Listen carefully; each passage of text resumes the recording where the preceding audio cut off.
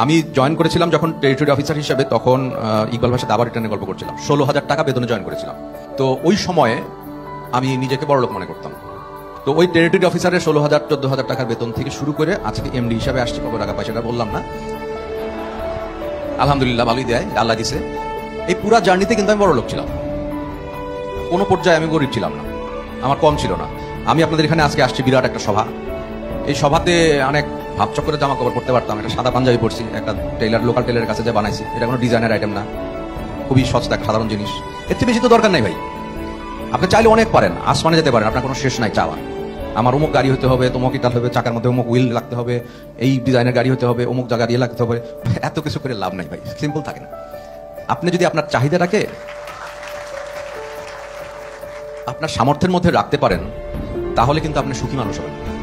কারণ চাওয়ার তো কোনো শেষ নাই, পাশের জনের কাছে অনেক কিছু আছে, ওনারটা যখন ম্যাচ করতে পারছেন পরের জন্য আরেকটু বেশি হয়েছে, শেষ নাই কোনো। সুতরাং এই শেষ নাই থেকে বের হয়ে আসেন, একটু রিফ্লেকশন করেন, ধর্ম টর্মের মধ্যে এগুলো কথা বলা আছে, এগুলো কিছু হেল্প করে।